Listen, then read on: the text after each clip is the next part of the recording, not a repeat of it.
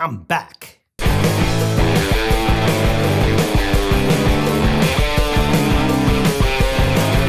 After my last holiday gift parody posted over a month ago, a ton of people asked, where are you? When's the next video coming? Well, here's the answer in a short recap. I left on December 20th for a whirlwind tour with my wife and visited my mom, my dad, my brother, his wife, my nephew, my niece, my sister, her husband, my other two nephews, my daughter, my son, his wife, a ton of friends, finished a major commercial project, saw a crap ton of airports, celebrated my birthday, watched over a shoot in Florida, had a film I am backing, picked up for distribution, picked up my first potential sponsor for this channel, got my next commercial into production, ate way too much food, gained about 15 pounds, took someone from Mexico who had never played miniature golfing, worked out supporting some international endeavors I'm very passionate about, had my soul extracted, dusted off, and inserted back into life. Okay, that last one sounded kind of weird. I should have just said I cleared the cobwebs out of my head or something. Anyway, there's the too much information segment. As I said a bajillion times, I'm as busy as hell, no previous segment, and devote what little time I have left to this channel. I had no idea I'd be pushing almost 20,000 subscribers and rapidly growing. This channel is made for you, not me. I continually try and provide what you may need in the way of reviews, advice, questions answered. That won't change. What's coming is what I should have been already done before my whirlwind tour this past month that I said would be coming last year. Okay, that was confusing. I received a ton of emails about an episode where I was clicking on my lights on and off. These are cheap remotes that you can plug your lights into and click, click, click them on and off. I've had them for over a year now, and they've never failed. These are especially useful if you're setting up your lights.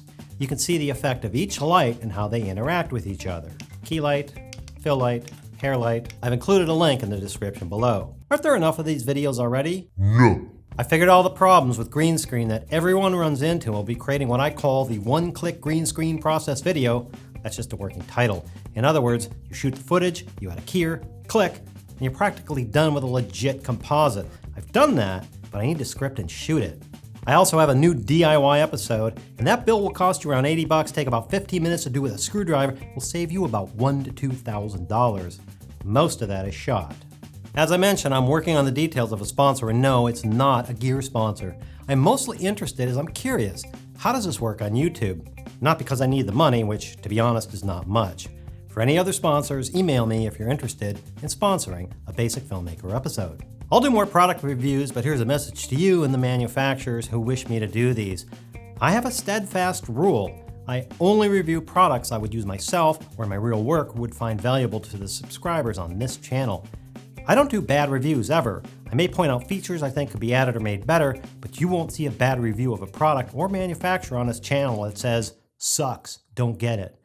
That's a waste of time. I have a product on my hands I don't need or want, and I wasted your time to tell you something that sucks.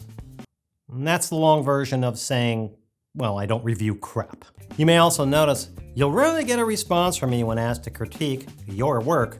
Part of it is I don't have the time, but mostly my opinion is you created something and had the guts to post it, and that puts you in the upper 10% of people in the world who do stuff instead of talking about it. I'll continue to create content that answers your questions or helps you out. I do read and respond to every email or comment posted on Twitter, Facebook, Google+, and the videos on my channel. If you didn't get a response, you probably don't have the Allow Responses to Comments settings enabled.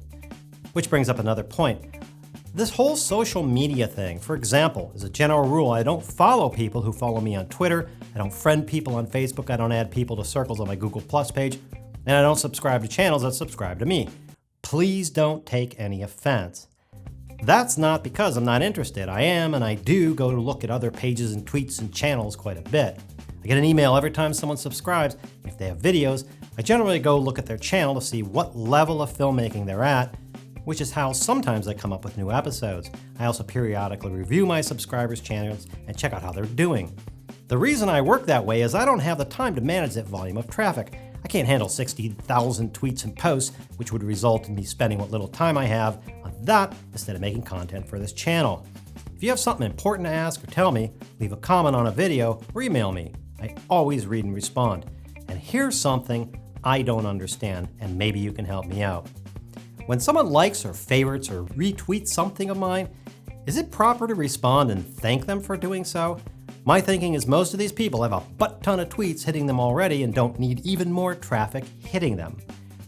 I really appreciate people doing this, and I don't want to ignore them, So I'd really appreciate your opinion on this. Please leave a comment below. I've seen quite a few posts that say something like, where can I find other filmmaking channels? There's all sorts of lists and stuff on the internet, but here's the best place to go. Go to a channel you like, such as this one. Now over on the right-hand side, the owner of the channel usually lists channels he or she recommends and are usually the same type. You can go check out those channels or just subscribe right there by clicking on the subscribe button. Now go to any of those channels, see what they suggest, and check out or subscribe to those. Before you know it, you'll have access to most of the channels you're interested in. Happy hunting! I'm working on a deal with a cinema company that will allow me to show you some behind the scenes, how the process of getting major motion pictures at a cinema level works, how these films are acquired, prepped, and more. What's really cool is I'll show you how you can, for very little money, get your film shown on the big screen too, including how to do the special prep and rendering needed for digital cinema play. I really appreciate the effort of other YouTube channels blazing the trail for 4K cameras and gear. These guys are looking into the future and seeing that many filmmakers will be using this type of equipment at some point. For instance, Dave Dugdale is putting an incredible effort into bringing you all the nitty-gritty details of not only changing to a 4K model, but changing his whole setup from Canon equipment to Sony 4K equipment. Now, with all that being said, I think Dave and others would agree with me, you need to be very careful you don't fall into what I call the have to have before can do thinking. You decide to make a video or film the story, do it, and then complete it, period, the end. Sure, your dialogue, locations, framing, composition, lighting, editing, sound, and all the things in between are important too. But between the decision to make it and completing it, those are the technical details. And surely you can get wrapped up in all the technical details in between and never complete anything, which means you never learn anything either. Sure, 4K may give you the luxury of reframing your shots in post better. Well, then I wonder why you aren't working on your framing abilities instead of spending gobs of money for the latest 4K camera to give you that slop factor. I've seen lighting and sets done so well that I could shoot it with an iPhone, you'd never be able to tell. And I've seen sets and lighting so bad that I could shoot it with $150,000 worth of camera lenses and it would still look like crap. The whole point is, yes, stay abreast of the latest camera technology and tools, and yes, if you can afford it, get them, learn them, practice with them, become skilled with them, and most importantly, create with them. But don't fall into the trap of thinking you can't or have to wait to create something without all these new technologies. So learn something basic, one thing like exposure, and take what you've got and go practice the hell out of it. And learn another basic like composition, then practice the hell out of that. Pretty soon, you'll be a ninja with that camera and lens, and tackle lighting and do the same thing. All you'll be concerned with now is lighting, and you're not fumbling around with the camera and the lens. Next is sound, editing, compositing, and all the other technical details one at a time. Pretty soon you'll be able to concentrate on one thing, the art of filmmaking, which is creating a story and completing it, and you won't be tripping over yourself while your confusions or the technical details in between. I hope that helps, and thanks for watching.